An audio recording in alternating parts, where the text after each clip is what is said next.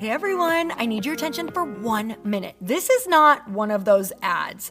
This is something that has changed my entire life. If you've been listening to this podcast, you know that this is all about personal development as the foundation for everything good in your life. And this podcast is now sponsored by Growth Day, which is the world's first all-in-one personal development app. I mean, oh my gosh, can you imagine having everything all in one place that you need to create the life that you want? Now you can. So if you've been struggling with your motivation, your mood, your productivity, or your purpose, you have to check this out. Growth Day helps you consciously change your life and achieve your potential. It has all the self-improvement tools, motivational classes, and life coaching all in one place. So many of us want to improve our lives, but the question is how? Where do we start? What do we use? How do you get unstuck? How do you make self-improvement stick? Well, research shows how. It's when you consistently journal, track your habits, set goals, learn from empowering mentors, and challenge yourself that you'll be happier, healthier, and more successful. But let me ask you something. Where do you actually do all of your personal development work? I have to tell you that over 300,000 people use Growth Day for a reason. It works. It's the world's #1 software for self-improvement. Growth Day has an amazing mindset journal that I absolutely love, a habit tracker, and a goal-setting system. In fact, I bet if you went to my stories this week, you probably saw me using the journaling app and telling you to do it too, because it's the first time that journaling has ever actually stuck consistently in my life because of this app. And best of all, Growth Day has live inspirational classes every single week from the world's top motivational speakers and life coaches. These are people who have impacted my life in huge ways. These are mentors who I already knew and loved. In fact, this is something that's so huge for me, you guys. I personally teach a class in Growth Day every single month, and it is one of the most fun things that I get to do, and I'd love to see you there. These classes will truly shift your life. There's always something new that you will learn. So join me and 300,000 achievers growing our lives with actual real intention. Visit growthday.com/Lori for a free trial. Yes, you can try this for free. So go to growthday.com/Lori and go live your best life. You guys, that's growthday.com/Lori. And I can't wait to see you there.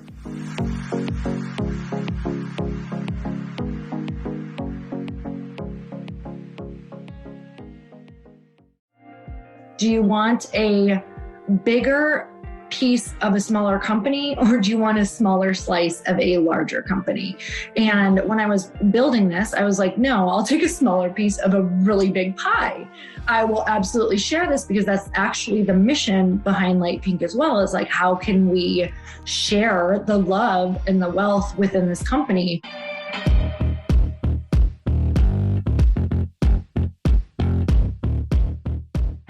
Welcome back to another episode of BTS, behind the scenes of building a company, behind the scenes for us specifically of building Lite Pink. I have my incredible co-host and chief of staff on here with me, Lauren Kuhlman. This has been so much fun, Lauren. I'm really, really thrilled because we've been getting awesome feedback already, which is so exciting. So many women saying these are the conversations that we're craving, the real stuff. We were a little bit like maybe vulnerability hangover on the first one. Like, did we just like ramble all of the shit? Was this just like created for therapy for us? But most of the things that you create that are like that, you know what we wanted? It was like every time we have a conversation, Lauren, we say, God, I wish that people could hear this.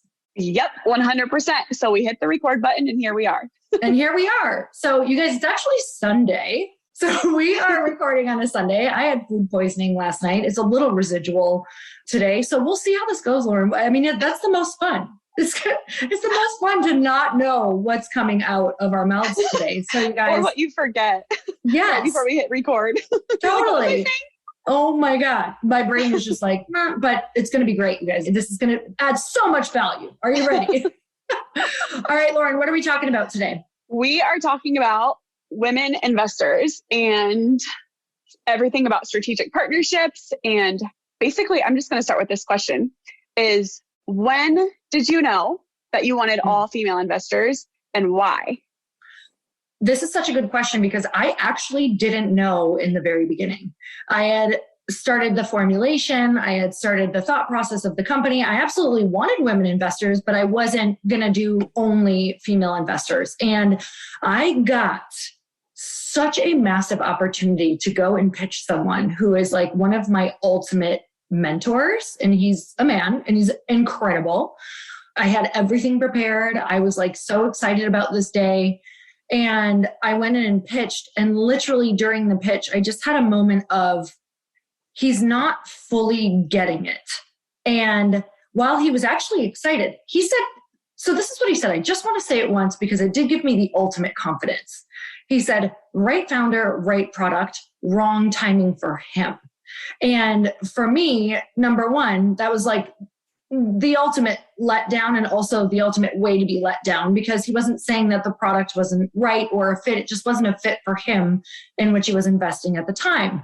But I had a moment where I was like, oh, I 100% know that my correct audience, it will never be the wrong time for this product because it's about so much more than that. It is the absolute mission of what we're doing and we're bringing women with. And I had just this God moment where 1,000,000% felt like God chimed in my brain and said, this is exactly why you got turned down by the person who you wanted to be involved in business with the most, is because if he would have said yes, you would have missed the entire purpose of this company. I would have totally missed it. I have chills even saying it. I do too. So clear on it. I seriously do too. Those are those times, you know, that beautiful quote about not being upset about who is being removed from your life, who is leaving your life, because sometimes you can't see why it's happening.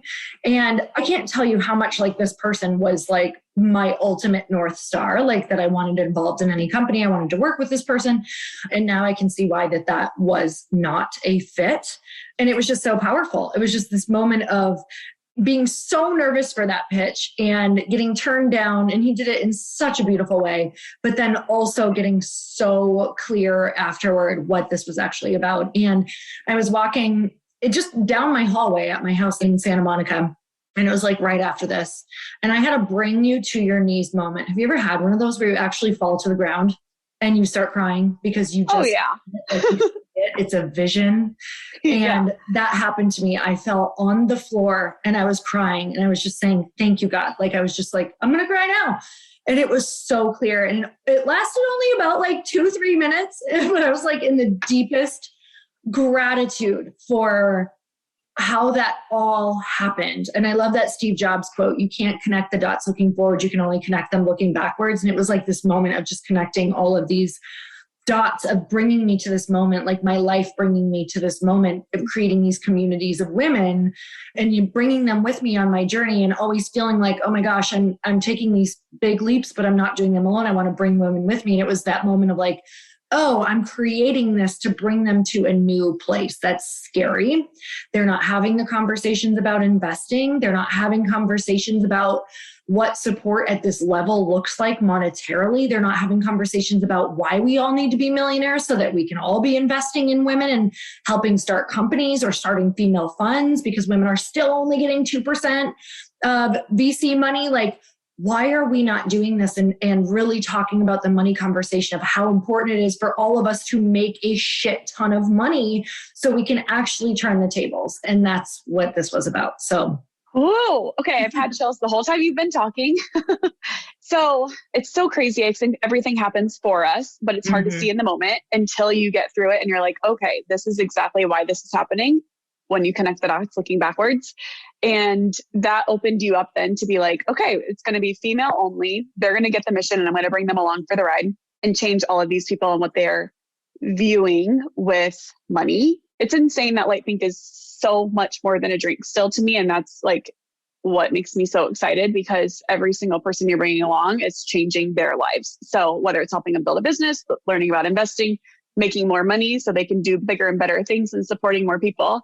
But what made you learn to start like figuring out which people you wanted to look for and how you wanted them to be strategic and play a part in Lite Pink rather than just finding any random person that was a name that was thrown around to you? So I just need to do a whole episode dedicated to Bill Glazer, who started Outstanding Foods, for real, because he has helped me so much. And honestly, it was looking at the way that he structured his company, because we were investors in that company and we're also his friends. So he helped me learn about raising money. And he also structured his company with something called strategic investors. And anyone who could bring an audience, a platform, a skill set, or just freak show enthusiasm, to the company. And I loved this because he was essentially taking his investors and making sure that they were marketing for him. And he was really painting this picture about what an opportunity it was to invest in a company. And the more that you share it and the more that you get it out there, if you're passionate about it. And he really just wanted people who were very passionate about his company and about him and what he was doing. So he wanted to feel very aligned with his partners. He wanted this to be an exciting thing. He wanted this to be an exciting venture that they really felt like they could get behind. And if you're thinking of investing, Chris and I always say you should either feel like you can really move the needle on it. You should feel like you have an audience who will love it. You should feel like it's a product market fit for you and your audience. You should be really excited about it. Oh, and you should really, really love what the founder stands for and believe in them. Out of everything that we do, we essentially mainly always invest just in the founder. If we believe that they are going to work their ass off, if they're a winning founder, if you love what they do. And in my experience, to anybody listening, investing is one of the, especially investing in a startup, it's one of the riskiest things you can do. So I recommend literally only investing if you have that money that you are willing to lose and that you want to do it for even a bigger purpose. For me, a lot of times when I'm investing in a female-owned company, it's because I'm so passionate about that particular person, company, and mission. And I know I may never see this money ever again. So I kind of give it and forget about it if I'm being completely real, which is why in the beginning of this podcast, it's so important that we make so much money, because I knew what I did not want. And this is just being so transparent. I wanted to make sure I did not have any person invest in this company who was riding on this money, who every year was going to be I need this money, I need this money. Yes. Because you don't know, and you cannot make decisions from a very creative gut, soul, good for business place if you are afraid. If you have a lot of fear around, oh my gosh, these people are putting so much pressure on me, that is not a good free place to be, right? We feel very free and light in this company to be able to make what we know and what we feel in our guts are the best decisions for the mission and getting it out there. So just going back to what is that strategic partner, it really is anybody who can bring value, audience, platform, skill set, freak show enthusiasm. Mm-hmm. Yep. And it's interesting too, because we have so many different people who have so much to bring in such different ways. So I think we could maybe talk about too, all of the organic reach because of paid advertising being so high right now. I feel like we are in such a good place with our female investors where there's so much that they have to offer, whether it's an email list or their social platform or a podcast. So how do you pick strategic, what matters to you? What would you say is the biggest benefit to you? Because there's so many different people at different levels and different businesses. So I guess. This is a perfect question. It's funny. I wanted to share this. So you're literally reading my brain. So I had a great conversation with the founder of an alcohol company. And he was telling me, because he had some pretty strategic investors as well. And he was talking about how the main investors that actually got his message out were the people who actually didn't really have a big platform. They were just so excited for the opportunity. They had never had an opportunity like this. And they felt like they were, a part of something maybe big or something that was really touched a big mission that they wanted to be a part of for the first time. And he said they were actually the ones who got the word out the most. And, he did that specifically, especially in the area in which the product was being released. So really thinking about, okay, if I'm going to release in California first, or if I'm going to release in Arizona, he was releasing his product in California only, actually. And he got a bunch of these, I don't want to say smaller, but people without really audiences. They weren't influencers. They were just so passionate and they told him what they wanted to do. I'm going to do this. I want to go here. I want to, make sure that my local grocers all carry it. Whenever I go to grocery stores, I'm literally going to go in my car and like go to this place and do this. And he wanted those people who were just diehards because they had the opportunity that they knew if they did this for the company, they had potential to really score big as well if the company sold. And they did. They ended up scoring big. So when I started getting strategic investors, I did not want to just say, oh, we want this woman because she is this incredible founder or she's a celebrity and we want those. It's interesting because you want a good mix. You want those, I will tell you, this is really important for anybody raising money. You want to find one or two of those right away, like right off the bat. And sometimes you can even structure it so that they're investing a small amount, or some of them aren't even investing. You're actually giving them shares in return for guidance or mentorship. And obviously you'll have an attorney who will help you structure all that. And you can have that conversation about what does that look like? How could we do this? What would be interesting for them? And honestly, I had to have this conversation with a couple of them. Like, what would feel good for you in order for you to do this for the company? So go in knowing what you want and then asking them a couple things. So we only did that for a few people. And then what happens though is that influence within your company starts to tilt the way that people are perceiving it, right? You have these people who are interested in the company. They're really passionate about it. And some of those people, they just straight invested. Like they did not ask for a damn thing. They were like, I love it. I'm obsessed. Let's do it. They gave money. I didn't have to do any of that. There were a couple plays where I was like, oh, no, I can absolutely see this playing out the way that this is going to be so powerful for the company. Just big needle movers for down the road. So you kind of have to think of the now and what you need for now to help get people interested in your company. Because honestly, someone was just telling me that they were raising money for their company. And the first question that they kept getting asked was, who are the cool kids in it? That's the exact question. And these are the things that people need to know behind the scenes. These are the real conversations people are having. Who are the people of influence who are in it? Who are right down to like, if it's a product that's going to go on, if it's more of a TikTok product, if it's more of an IG product, if it's more of, you have to really think about where your product is going to be pushed. Who are your TikTok influencers? Like for real, like you need to study who is going to be your marketing for this company. And if it feels out of reach, if you're like, yeah, but I'm a nobody and I feel like I can't get these people, that is absolutely not a true conversation. There are so many opportunities that people want to be a part of. You just have to sweeten the deal. Like you just have to sweeten the deal and you have to think bigger. There's a saying that goes, do you want a bigger piece of a smaller company or do you want a smaller slice of a larger company? And when I was building this, I was like, no, I'll take a smaller piece of a really big pie.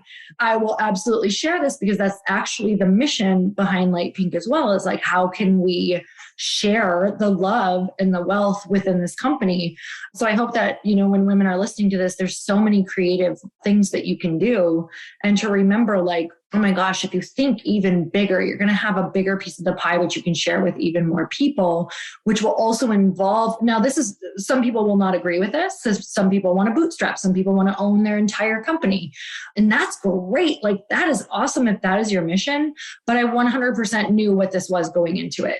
And the more people who can actually get involved and who can get the word out, that is going to be our really out of the box thinking for our marketing plan, which we're going to talk about on our next podcast next week, is really viewing how you structure your company as like an out of the box marketing plan. So many questions were coming up when you were talking, but one of them being you brought in female investors, not only because you mentioned how you didn't want to raise money. Well, you kind of talked about like, it's not one way or another that's better about raising money or bootstrapping. But I know you've mentioned just to me that you wanted to raise money because you wanted to go bigger and faster, like right away, rather than just bootstrapping. It would take a lot longer to build this company to where you want it to go. So I know that was one of the reasons you started to raise money, but it's also not only that, it's also bringing other women along for the ride. and like doing this together rather than alone. So I think that's the reason, right? That you raised the money was for both of those. Well, if you know, and there's a few things I want to talk about in this. I want to bring this conversation to women because I'm listening to it a lot from men. So I'm listening to a lot of podcasts. I actually just listened to a Grant Cardone podcast as well. Whether you feel like he's polarizing or not, he's doing really well. And I really love to just look at all perspectives about money. So let's talk just about money first. So if we look at money and how money actually works, if you think about raising money and you think about your money. So Lauren, let's say that you have $100,000 in your bank account and you are thinking of starting a company and you don't necessarily need 100% of your company, but you want to go faster. And that 100,000 is actually like your peace of mind, the money that you want to invest into another company because you want to grow it. You want to grow the money that you have. So if you were going to start a company and you didn't want the whole piece of the pie, you could raise money and then invest your 100K into something else, into another woman's company. So your money is now working for you instead of it sitting in the bank, which essentially could be going backwards. And we don't even know how banking is going. You want to put it in these different places and diversify it. So this thought is going to like blow people's minds. They're either going to love it or they're going to hate it. And this is my take on money is your money should be always working for you. Now, it doesn't mean that it's not going to grow for you within your company because that is true as well. But if you do love this mission and idea about creating opportunities for people, you can be creating opportunities for people within your company while bringing on those skill sets. And this was huge for me. I wanted the marketing, I wanted the skill sets, and I wanted the opportunity that these investors brought, and I wanted the speed. So I wanted marketing, opportunity, speed, and skill set. Oh, and you know what else? The number one thing for me, I wanted that accountability. Like when I'm anxious, when I feel like it's too much, when I feel like there's too much pressure, when we like, Lauren, you know, when you and I cannot get a wall down, when we are just like busting down the same damn wall or feel like we are so stuck, these women either help us, give us answers, give us a new person. We ask them questions. They give us guidance. They inject steroids into us, like going and never quitting. We don't feel like we can quit. Like that's an absolute non-option because of them. Like we can't let them down. Like you 100% know that now. We're just like, well, shit, even when we want to quit, we can't quit because we got all this and we have all this help too. I think that's huge, right? We're like, we're still not using our investors enough. They said they want to be used more. So you know, you just have to kind of know who you're going to use and who you're not. And that's a whole other podcast. But yes, that is why. So that's why I ended up wanting to raise the money is just all of those reasons. And honestly, it's the scariest thing I've ever done up till this point was do that. We need to do a whole other podcast. We need to write this in our tracker, if you would, Lauren. She keeps doing it now. Life on track. I don't know what I would do without you. I would never be able to do this ever. But talking about the pressure that really comes with this and how to cope with it, that is a real conversation that we're going to have on here soon. Ooh, I cannot wait for this, especially because we are going to be able to talk about being vulnerable with our investors too, like what we're sharing with them versus just like holding everything in or even when you're raising money, what you're sharing with people that were potential investors. So we can talk about that as well. Yeah. Crying with some of them. That's great. That was fun, but they loved it. I mean, they were just so grateful for like the vulnerability of where we were at during that time when that happened. So, okay. So tell me, I would love to know from your perspective, like, because I think when you came in, we were so busy onboarding you, raising money, figuring out what this company was, cans, boxes, formulation still, just like so many things that were going on. I mean, I can't tell you the layers that go on behind the scenes. I'm literally like, how are we not launched and we're busy every single damn day? Like I just, from morning till night, like I don't understand. And I do. But with that said, when you came on, it's like I don't think the picture was fully painted for you. I don't think I fully painted it. Like you got pieces over a lot of time. When did you really get what we were doing? Like, tell me a little bit about Because I know that you bleed Lite Pink. You're so passionate about it. I'm obsessed. I would say it was probably maybe 3 months in, because it was still taking we were still, I don't even remember how many investors we had at the moment when I came in, but we were I think it was when we kept sending emails to investors and you kept doing more calls that I was sitting in on with investors, or we'd be writing emails together and I would be putting things in the investor tracker. So the more involved I got, reading the emails, typing the emails with you, listening to the calls, talking with the attorney, figuring everything out. I think once I got my hands into that a lot, and we were working on the weekends, all day Saturday, here and there to really dial this in and be like, who do we want to ask next? Oh, cool. This person said yes. So we got this lead from this person.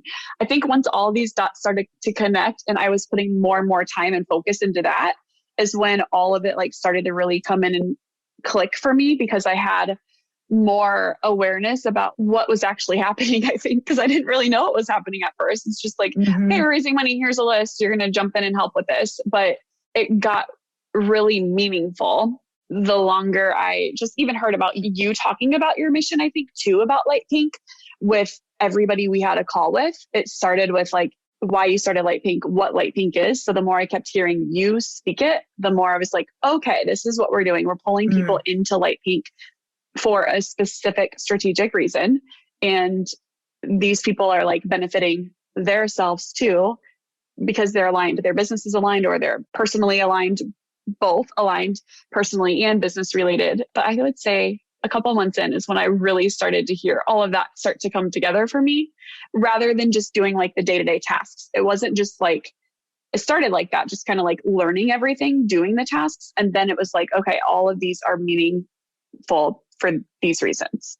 While you were doing that, I was just thinking about how blessed we are to have found each other in the beginning. So good. Thank you, Jackie Coke, for matchmaking. And just thinking about how I know that you share this with me, and we'll talk about this on another podcast. So again, if we could enter this into the tracker, but just so you guys know what is coming in this podcast, how beautiful it is that sometimes we'll be texting each other and you'll talk about how you found everything that you were looking to build. You didn't know if you wanted to build it alone or what that looks like initially. And you found everything that you wanted to build within this company. And I think that sometimes people can be out there trying to build something on their own, but they're actually supposed to be a part of someone else's vision in the beginning or whatever that looks like. Because Lauren, I know that you're going to do whatever the hell you want to do after this. Maybe it's together, maybe it's your own thing. I just feel that is such an important conversation, that sometimes we are out in the world and we don't realize that we can actually be a part of someone else's mission and have it become our mission. I fully feel we are building this together. It is your mission. I defer to your opinions and ideas so much because it is such an important piece of this puzzle. So I just think that that is a really huge thing that people need to hear. I really wish I would hear founders talk about their person who was the spine of the company a lot more, and how much we actually use them and how much we defer to them and how much they're it just feels like you're building with them. Because I think what happens is a lot of founders can get they can feel pressure, they can quit, they can, or you never begin. Because you feel maybe you don't have the skill set to be able to integrate, to be able to make sure that the needles really move. So we'll have to break that down and your skill set and my skill set on one, and what that looks like our working situations. Okay. I know that you have got to go. I've got to go. It's Sunday. We're going to go do the damn thing. Don't ask me what that is. All right, Mani-pedi for me. It's so good. I know. Please go pamper yourself. Okay. So grateful for you guys. We'd love to hear your biggest takeaways, what you want to hear next, what questions you have for us. So give us a tag. Also tag @DrinkLitePink. Let us know what you loved, what you took away. And until next time, earn your happy. We will see you soon. Bye, everyone. Bye.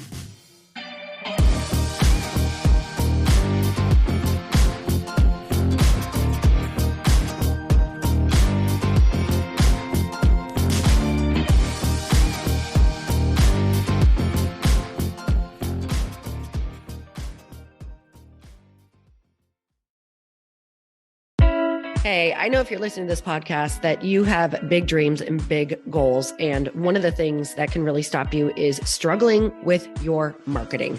Trust me, I have been there. Are you using 10 different systems just to build your online business? Then I want you to try Kajabi. Kajabi helps you build your web pages, set up funnels, and sell your courses, content, coaching, or communities. You've been hearing me talk a lot about funnels on this podcast and the importance of your email list.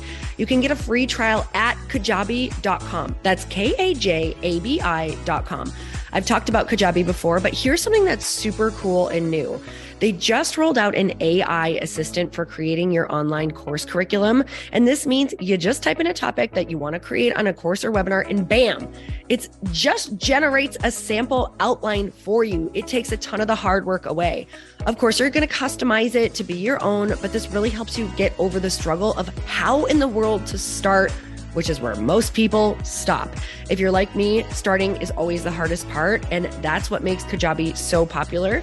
They've made it easier for creators to build web pages, build courses, build coaching programs, build membership sites, build checkout pages, and build email funnels. So if you're struggling with any of those, you got to go check it out. Go to Kajabi.com. Kajabi was really the first all-in-one system and is trusted by over 100,000 creators. I think that's good enough for me. Also has influencers and marketers who use this. And now their smart AI platform makes it easy to take what you know and turn it into an online course and business. Go start building with a free trial at Kajabi.com. That's Kajabi.com.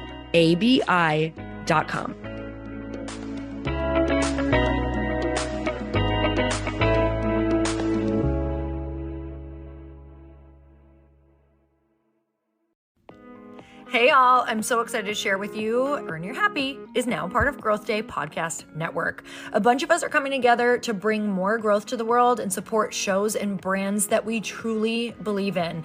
And one of my friends is also on the network, and I'd love for you to go subscribe to his show. You guys, Trent Shelton has the most incredible podcast. It's called Straight Up with Trent Shelton, and it's going to remind you that you are built for this. I have heard Trent speak in person multiple times. I've listened to his podcast a ton. He's coming on the show, and I literally cannot wait because this man just spits straight fire. It is like truth that goes to your core and makes you take action right away.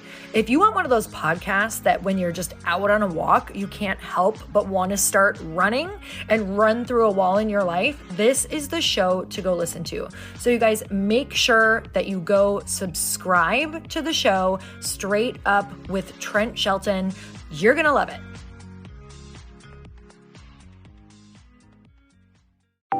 Want to know a huge secret to my success? Okay, not only my success, but just about every single person that I have interviewed on this podcast who is successful has this in common. You guys, they love to journal. They capture their life lessons and what they're grateful for. But a lot of people don't keep this up consistently, and most people do know that the research shows that journaling deepens your gratitude and increases self-awareness. But did you also know that journaling decreases stress and helps you achieve your goals faster?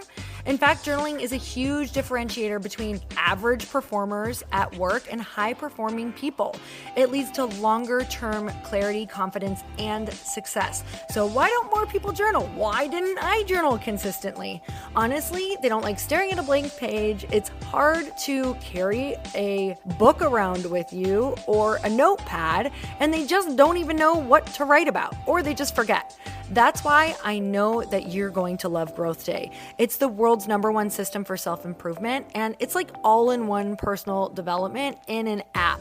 And it has an awesome digital journal, and people love it. Growth Day's digital journal has hundreds of research-backed writing prompts for self-reflection, positive mindset, confidence building, and success. I use them all the time, and it makes me think in ways that I typically don't, and it makes me ask myself better questions, which we all know gets better results in our life. It even has prompts that help you develop a daily, weekly, or monthly habit of reflecting on your life and identifying areas to grow. So it's a perfect time of year to start journaling, you guys. When you sign up at Growth Day, you also get systems for habit tracking, goal setting, and scoring and improving every area of your life. Best of all, I get to teach there too, you guys. I'm so excited. I hope that I get to see you. I teach live in Growth Day every single month with a new topic just for you. So join me there. Start your free trial at growthday.com/Lori.